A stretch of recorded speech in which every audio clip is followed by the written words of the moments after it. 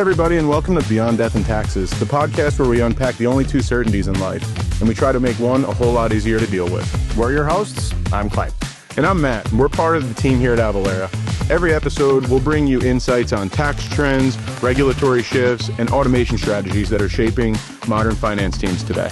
Because while death may be inevitable, taxes as well. At Avalara, we're doing everything we can to ease the burden of tax compliance. It's time once again for a visit to the compliance graveyard, where we pay tribute to the outdated tax practices that have been finally laid to rest.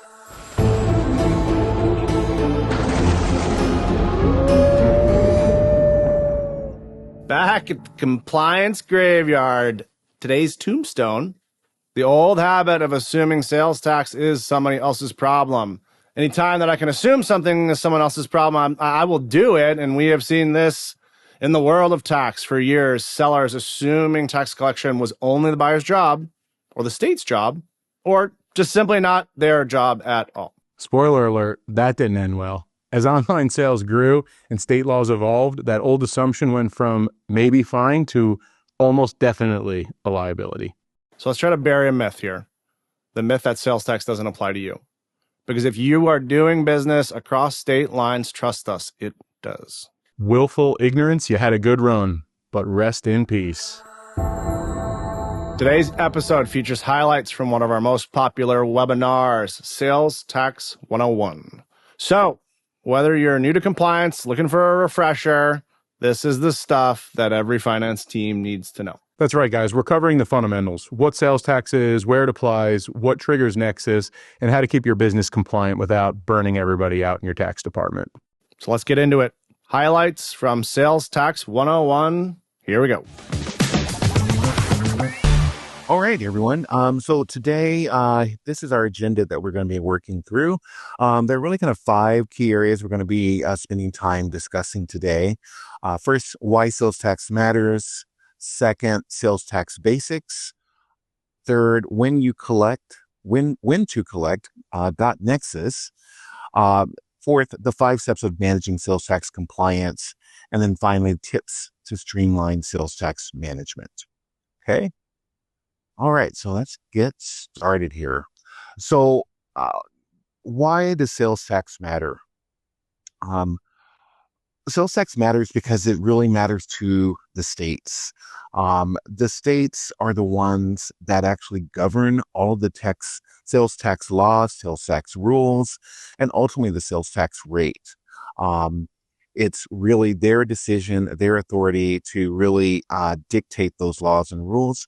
And they also basically have it set up where you have a pass-through tax. So part of the rules are that the seller will collect the sales tax directly from the consumer and then remit it back to the taxing jurisdiction, which will actually own those dollars. And those dollars are really important. Some of the research we've done has shown that in 22 states, more than a quarter of their annual revenue from tax collections comes from sales tax. So sales tax is pretty important to the state's revenue and bottom line and their budgets. Now, let's take a look at a map here. I thought this was a really great map because it really just describes just how reliant states are on collecting sales tax. As you can see on the map, you have states are in white. There are several states within the U.S. that actually do not have a sales tax. And then it starts to go up from there, from that light blue all the way up to the orange color you see on the map.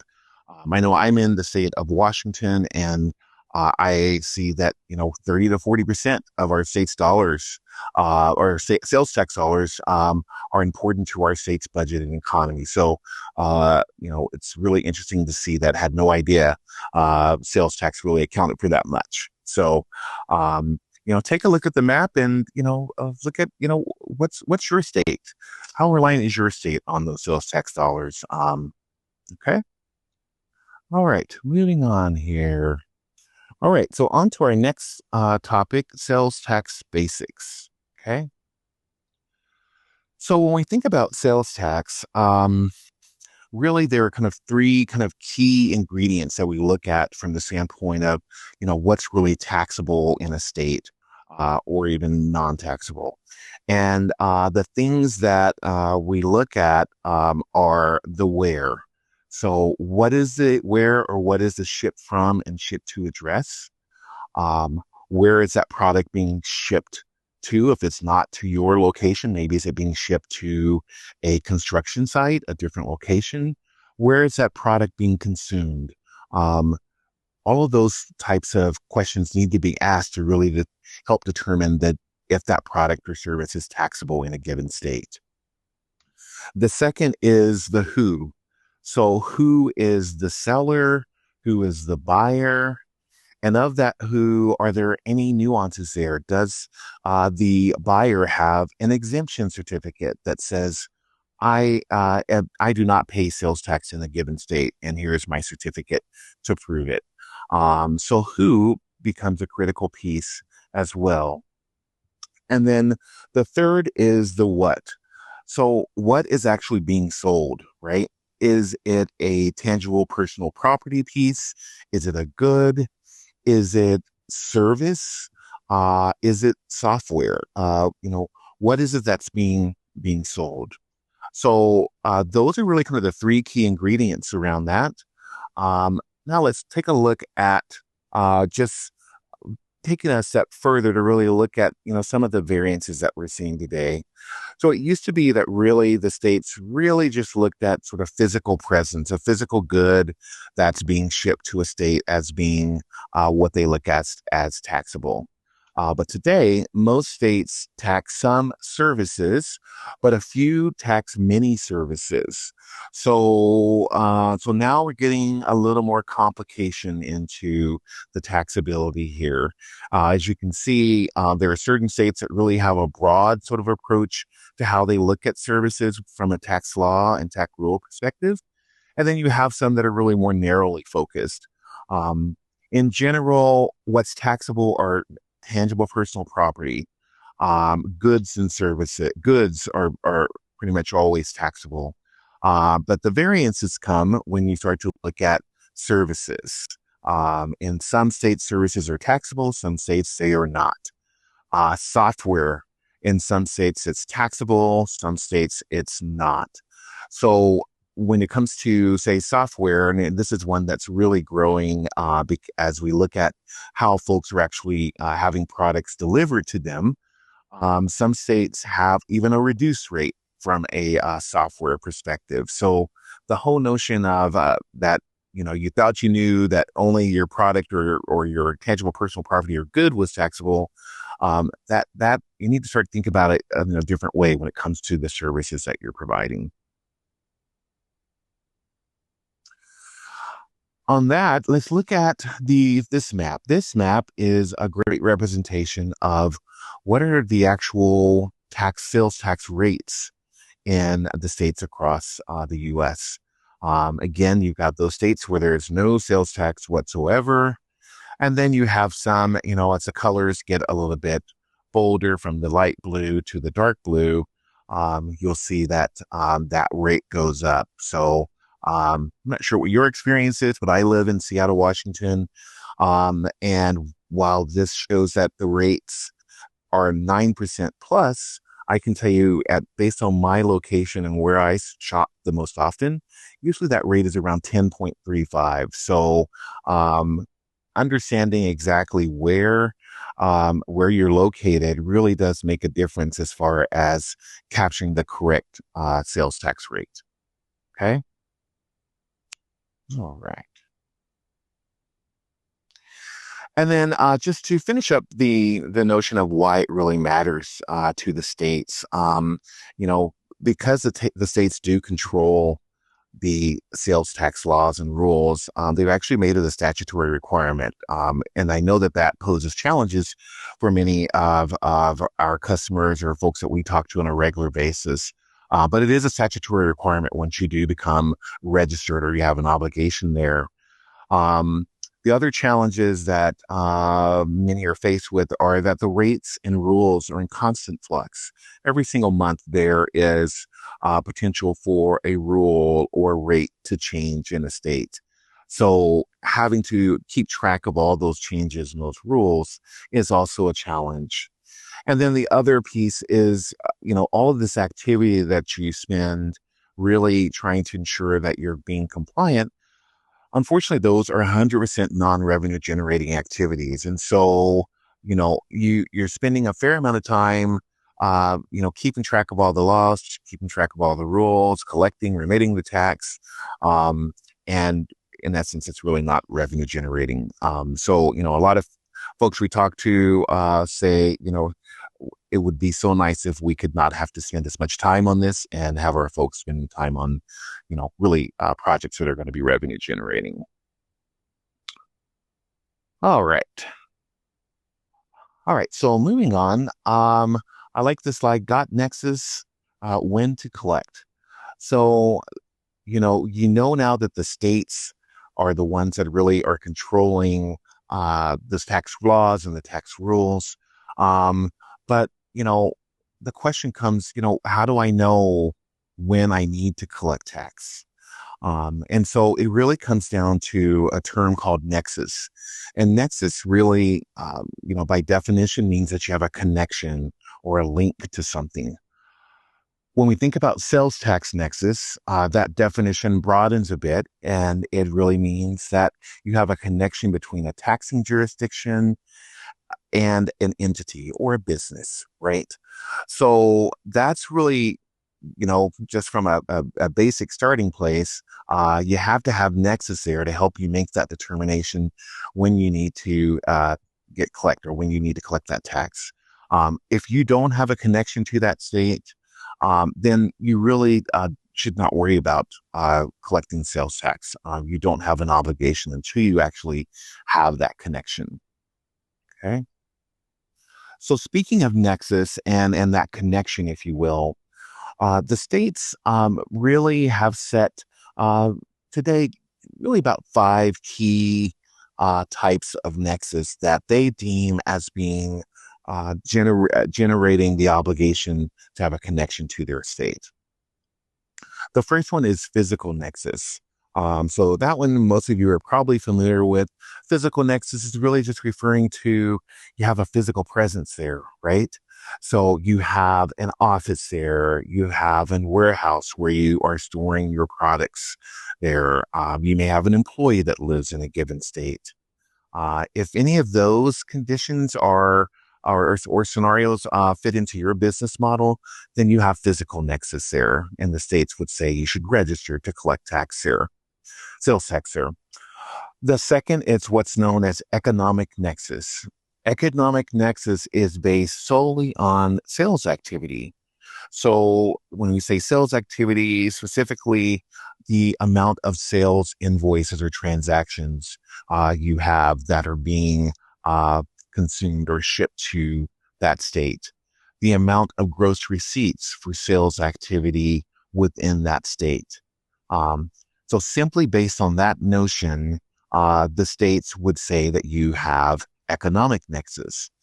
We're going to see in just a few minutes that each state has created economic thresholds. Those thresholds are really sort of those key triggers, those key sort of dollar amounts or number of invoices that you would use to make that determination. The third is click-through nexus. And really, click-through nexus is really, think of it as just as a referral type agent. So perhaps you have a website or you have a partner or you're part of an organization and they are promoting your business on their website. If customers are clicking through to get to you, you have click-through nexus in that state where your partner or where that organization lives. So that's something that you want to keep in mind. The other type is affiliate nexus. An affiliate nexus it relates a lot of times to remote retailers. So you may have a business that has an owner that owns multiple businesses in different states. And so uh, just because your business is not located in, say a neighboring state, that owner may have another business in that state. So by nature of that, you have an affiliate nexus. The final one is what's known as marketplace nexus. And this one has become really popular in the last, say, 5 years or so. And it really has to do with sellers that are utilizing a marketplace facilitator like Amazon, as an example.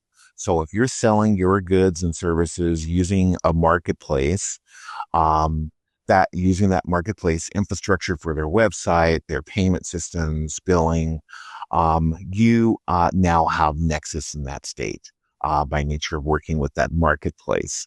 Now, what the states have done with marketplaces today is that they have basically set up a rule where those marketplaces need to collect and remit the sales tax on your behalf to the states. So a little bit of nuance there, but by nature of you selling through that marketplace, you now have nexus there. All right, now let's take a look at a few activities really that would basically create a physical nexus. Some of these, it may seem pretty obvious to you, right? You've got multiple locations in a state. You own or lease real property, right? Those are pretty common understandings. But the others that kind of are a little bit nuanced or maybe may not be familiar with are things like trade shows. So attending a trade show, you have a booth at a trade show, you're having meetings with customers at that trade show, you're selling your goods and services at that trade show. For some states, that is a nexus generating activity. The other one that a lot of customers don't always think about are investors. So if you're an investor or a board member within an organization and you don't have nexus in that state today, your presence related to being a member of that board could actually be physical nexus as well. This is just a partial list. Every state, again, creates their own tax laws and tax rules. So again, it's important that you are making yourself as familiar as possible with all of those rules and that occur within the state. Okay, and that leads us to talking to more discussion about economic nexus. So with economic nexus, there was a Supreme Court ruling between South Dakota and a company called Wayfair. This was on June 21st of 2018. And really what occurred here is that the state of South Dakota really decided that because Wayfair was a business that shipped goods into their state, that they felt like the laws around physical nexus should be expanded to out-of-state sellers now. And as a result of that case, the Supreme Court ruled with South Dakota and agreed with that. And so once that Supreme Court ruling was done, all the other states saw that there was an opportunity to expand their definition of nexus, and thus we have economic nexus today. And today, all 45 states with a sales tax have adopted economic nexus. Okay, so now let's take a look at just really a state map to kind of look at some of the different thresholds. I mentioned before that for economic nexus, the states will define certain thresholds. And so what we're seeing here, as we look at the map, again, we have those states that don't have nexus, but we're seeing that there are thresholds ranging from 100,000 up to 500,000 in gross receipts. We also see that there are some states that have a transaction threshold, 100 transactions. So in New York, as an example, New York has a threshold of that is 500,000 in gross receipts and 100 transactions. In some states, that can be an and or an or. Um, in Connecticut, you've got just specifically gross receipts at 100,000. So, taking the time to really understand if your company has economic nexus in a state is really going to be critical to help you determine if you need to collect tax there. Avalara does offer a free sales tax risk assessment. And that assessment will, in essence, ask you a few questions to really understand more about your business and the activities that you've had there. And then using that, we're able to really just provide some recommendation based on the different thresholds and the laws that we know exist within the state. Okay. In addition to just that economic, the sales activity, the states also have added an additional layer to those thresholds.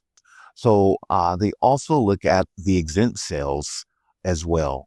And this is kind of a controversial piece. A lot of customers over the years have always felt that if you're selling to a reseller or if you're selling to a company that's exempt, that you don't really need to report because you have zero sales tax.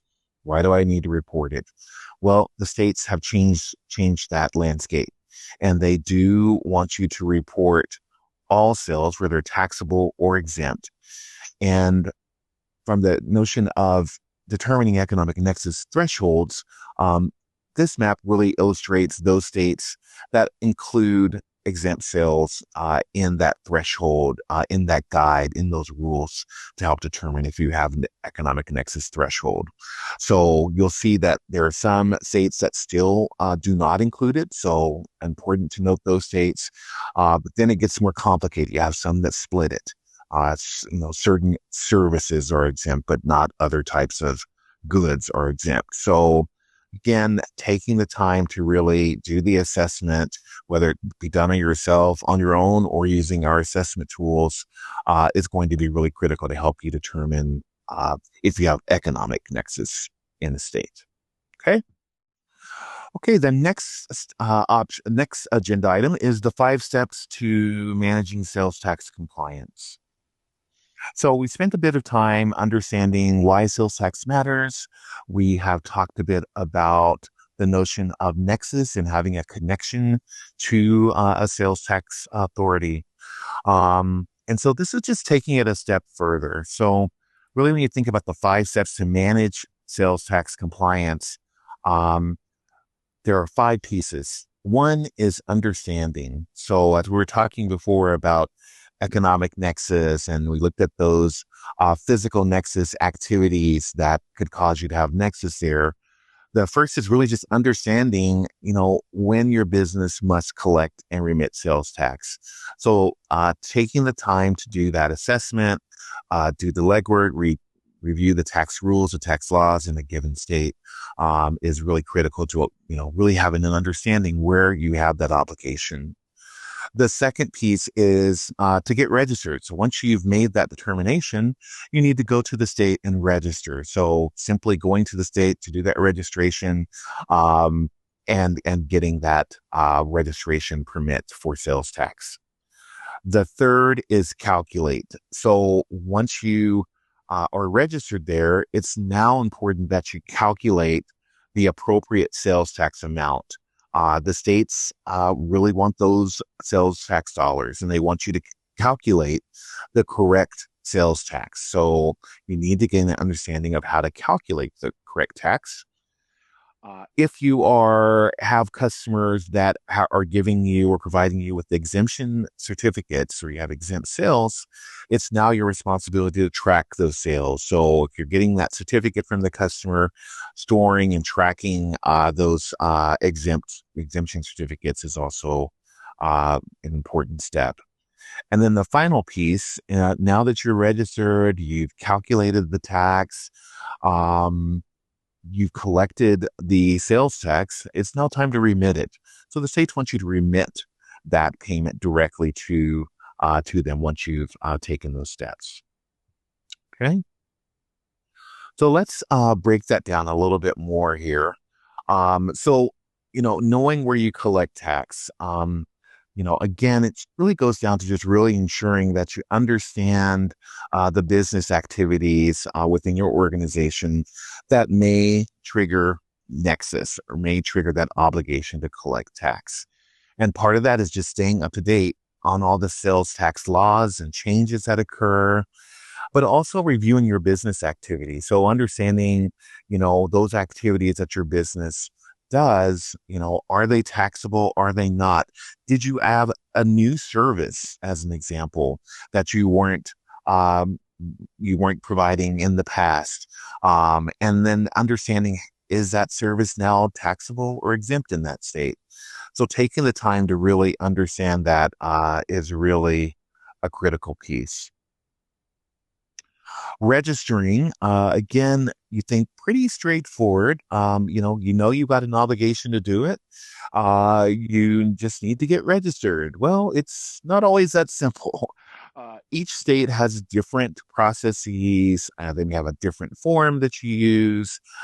They may require you to make a payment by online, or they may ask you to send a check in. So there's all kinds of nuances with each state around, what's that process to get registered. What we do know is there are some key typical, items that you do need to gather and be prepared to share when you do the registration. And those things are listed here. So types of business that you are, maybe your driver's license or social security number, the projected monthly taxable sales amount. These are all things that you need to make sure you have together when you go to do that registration.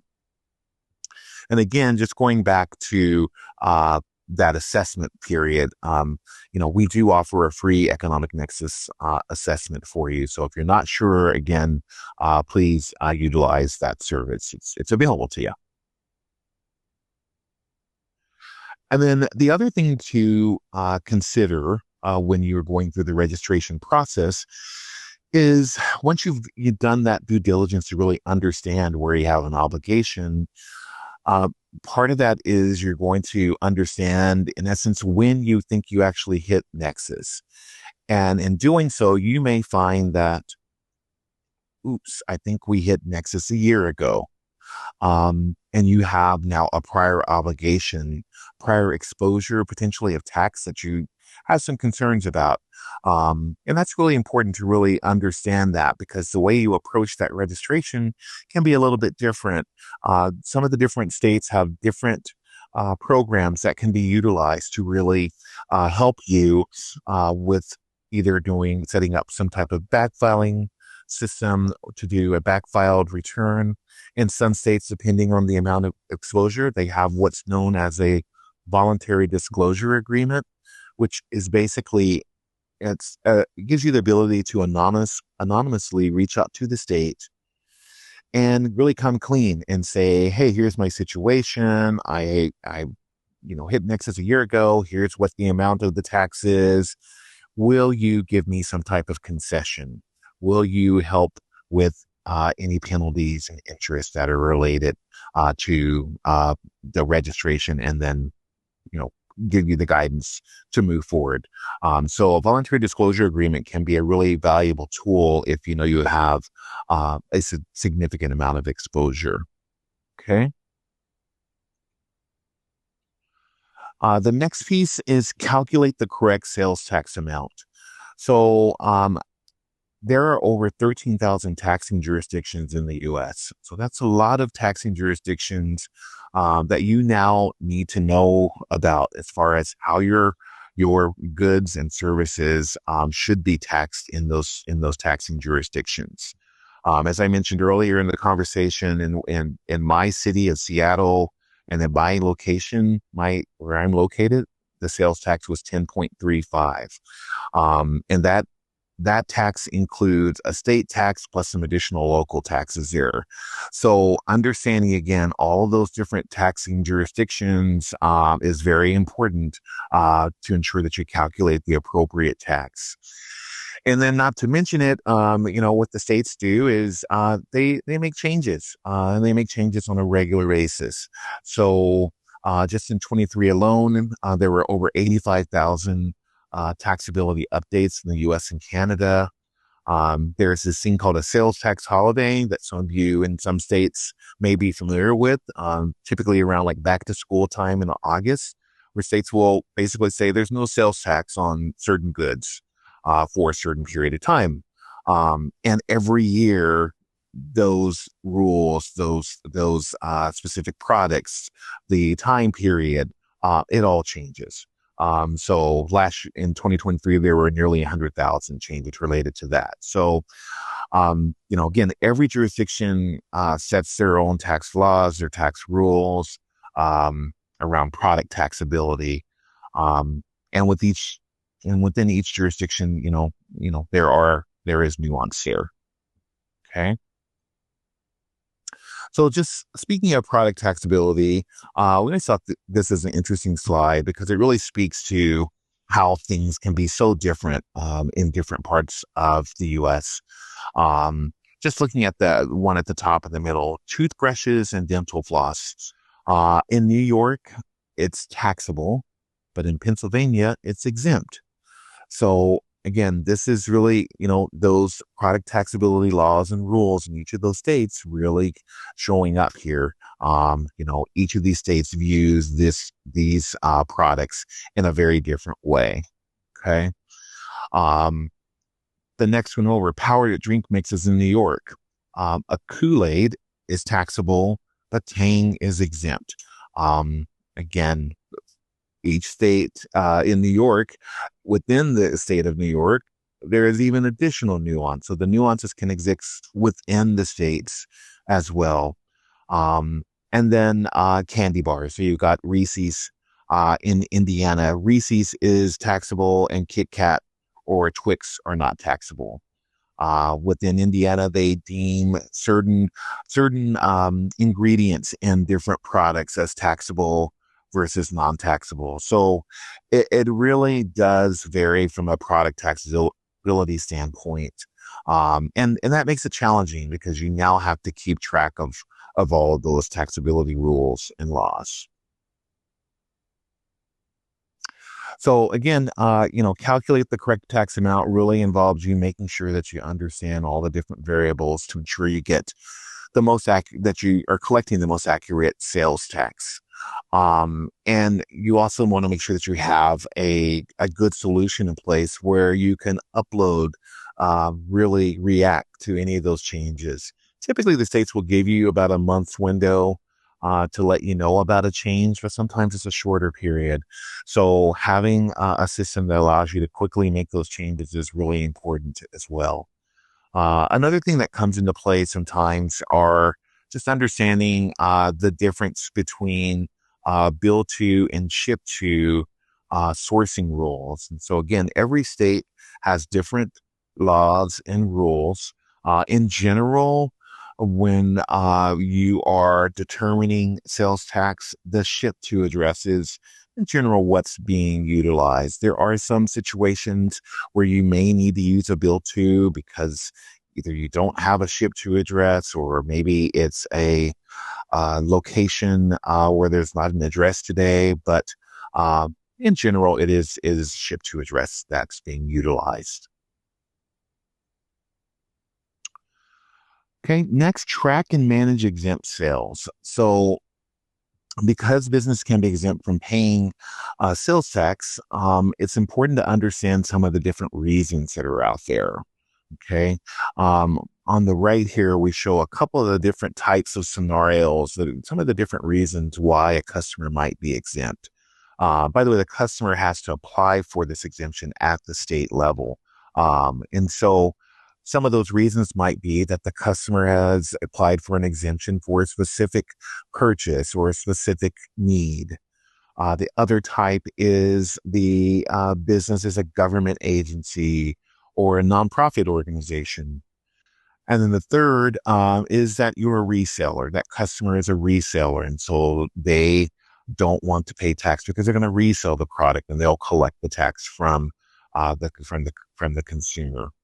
Um, so there are a variety of different reasons why a customer might be exempt from paying that sales tax.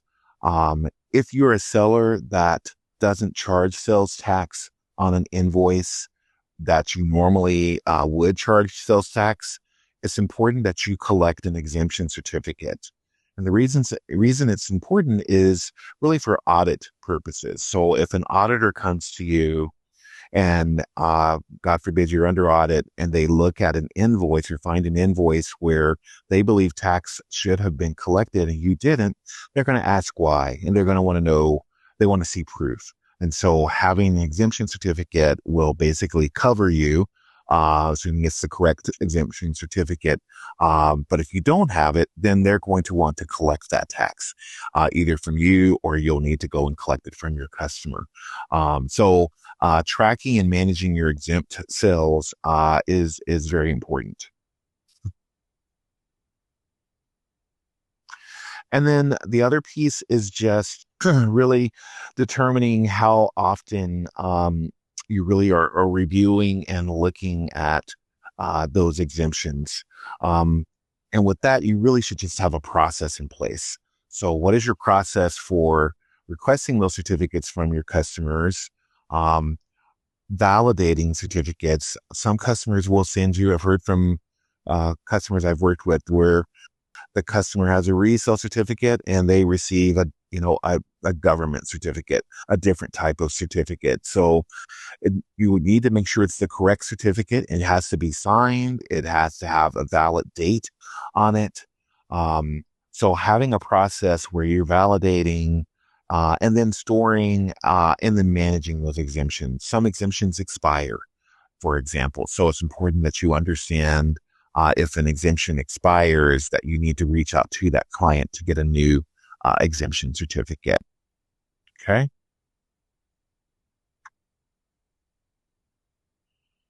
All right. Remitting the sales tax to the tax authority. So again, you might think pretty straightforward. You've got the money. Let's just go ahead and pay it to the state. But it can be a little bit more complex because again, each state is dictating a process. They dictate when the payment must be made. They may have certain rules around how that payment is made. Maybe it's paper versus online. Some states have a prepayment that you're responsible for making, and then maybe you do a quarterly or an annual return. There are the handling of tax notices. So if a state sends you a letter with a tax notice, you may need to react to that information. So it's you really, again, need to understand, what is the process for remitting the payment to the state? What are the rules? What are the, what is the methodology of payment, et cetera, when it comes to remitting that payment to the state? And then again, just keeping track, as I just said, keeping track of all of that information, having a way to easily track and manage your returns is also important. So, whether you're storing them, online, if there are any, say, filing frequency changes, the state will usually send you a letter. So you'll want to store those notices and then you'll need to make the adjustments and changes, to how you actually are filing. So from quarterly, say, to a monthly as an example. So you'll need to make an adjustment. Maybe it's a different form type. There are all kinds of nuances that can occur related to that. Excuse me. And then just, again, if there's anything changing in your business where you feel like there might be a different type of obligation, understanding what that is, understanding from the state's perspective what you need to do to make that obligation change. Okay, so now we're going to just kind of recap the 5 steps to managing sales tax compliance, and really kind of speak to it as it sort of relates to some of our services here at Avalara. So number 1 is the where. So knowing where your business must collect and remit sales tax. So again, taking the time to do that due diligence, do that research. we can help you with that. We have our Avalara Nexus assessment tools. We have a couple of different tools. I've mentioned the economic Nexus assessment tool before, but we have some additional tools that are available to you. So contact us if you need help with really trying to understand where you need to collect and remit tax. For registrations, if you do need to register, once you've made that decision or that determination that you do have an obligation, we do have a licensing team. That licensing team can help you with registering at the state. They will provide you with a questionnaire to gather some additional information, and then they will take the steps to get you registered, work with you on whatever payment is needed. And then Calculate. So when you think about Calculate, Avalara has a sales tax determination engine called Avatax. So with Avatax, it goes back to kind of what we talked about earlier, the who, the where, the what. We're going to help you make those determinations when it comes to making a sales tax calculation. We're going to be looking at the product taxability. We're going to be looking at where your products are being shipped to and helping you make the most accurate tax determination. So our Avatax service is a tool that can help you from a Calculate perspective. Tracking your exemption certificates. So if you are in a situation where you have exempt sales that you need to track and manage, Avalara has a service called Exemption Certificate Management. And that service is designed really to help you with not only storing your certificates, but managing those certificates. If you have a certificate that's expiring, we give you the ability to reach out to that customer using automated emails, and that will enable you to request a new copy of the certificate and store it in your exemption certificate management solution. The fifth piece is return. So again, we have a managed return service, and that enables you to outsource filing returns. We can help you with that. All right, everybody. That's it for this episode of Beyond Death and Taxes. Thanks for tuning in to the basics that are anything but basic when it comes to staying compliant. And look, we know sales tax can feel deceptively simple. But as we've seen, it's easy to get wrong if you're relying on assumptions or some outdated process. If you like this episode, go ahead and follow and subscribe so you don't miss what's next. We've got a lot more expert insights, automation tips, and yes, Clay, stay excited. More compliance ghosts to bury.